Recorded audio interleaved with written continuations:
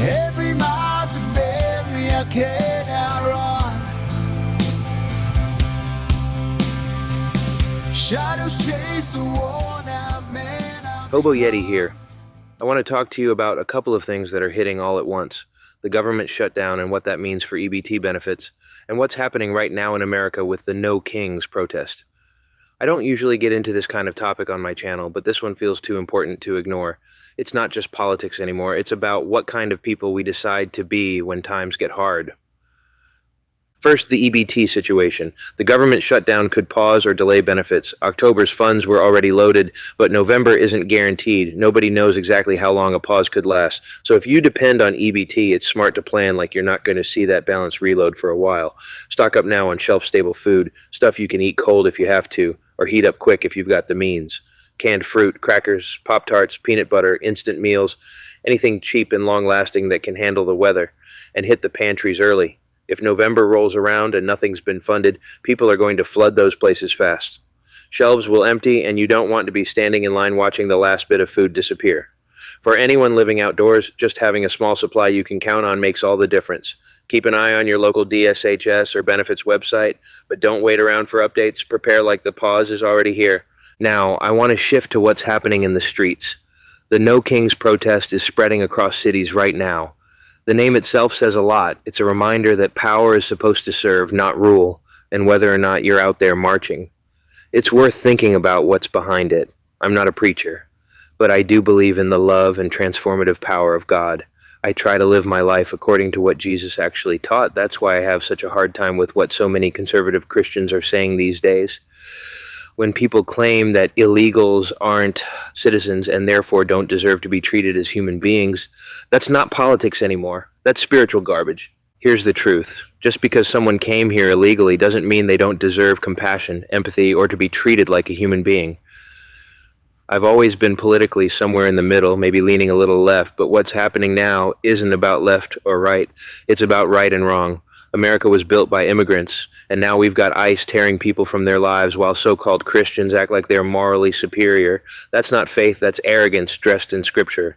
The Constitution itself says, "No person shall be deprived of life, liberty, or property without due process of law." It doesn't say no citizen, it says no person. Due process belongs to everyone, period. Homelessness changes your perspective fast. When you live outside, you stop seeing life in terms of parties and platforms. You start seeing it through the lens of basic human rights. And when someone tells you that illegals have fewer rights, you realize how deep the misunderstanding runs. Rights aren't owned by a country. They're part of what it means to be human. The law might define borders, but morality shouldn't. Now here's where it gets real for me. I've lived in Florida. I know that swamp heat, 90% humidity, thick air, sweat you can't escape. And I can tell you this, the detention center they call Alligator Alcatraz isn't just hot, it's cruel. People are packed into metal buildings with little airflow, no relief from the heat, and no timeline for release. Many haven't committed violent crimes or any crime beyond crossing a border without permission. They're not citizens, but they're still human beings. They're still covered by the same moral code that says you don't treat people like animals just because they're on the wrong side of a line. If Americans were locked in those same cages, the outrage would be instant, but label someone illegal and suddenly cruelty becomes invisible. That's the sickness. You take away a person's label as human, and suddenly anything done to them feels justified. That's not justice. That's moral blindness. Jesus didn't check passports before breaking bread. He didn't say, "Show me your paperwork and maybe I'll help you." He spent time with the poor, the sick, the outcasts, the people society pushed away. So what would Jesus do? Really think about that. What would he do if he saw people locked in Alligator Alcatraz? Would he shrug and say, "They broke the law"? Or would he say, "They're still mine"? I believe he'd show compassion, not condemnation. He'd love them anyway. And let's be honest, people break laws every single day. They speed, they jaywalk, they download things they shouldn't. Everyone has some version of bending the rules when it benefits them.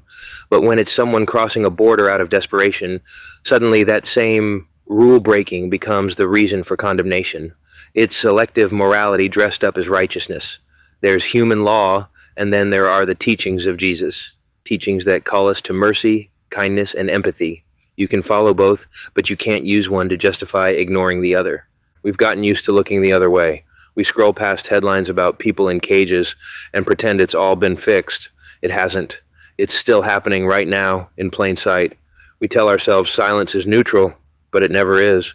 Silence sides with the oppressor every time. Someday, history is going to look back on this moment. It'll ask where we stood when people were caged for existing. It'll ask if our faith built walls or tore them down. 10 years from now, or 100, what will we tell our children? That we stayed quiet while tyranny wore a flag and quoted scripture? Or that we remembered what Jesus actually taught? That mercy isn't conditional, compassion doesn't require citizenship, and no one is beneath basic human decency. If your faith can't handle empathy, it's not faith, it's theater. And if your politics require cruelty to function, then you're not defending freedom, you're defending power. So as we go into this next month, with EBT benefits in limbo and protests lighting up the streets, remember this. Someday, when the story of this time is written, nobody's going to care what side you were on. They'll only care whether you remembered to be human. I hope your road is a good one, and if you're homeless, I hope it doesn't suck for you. Take care.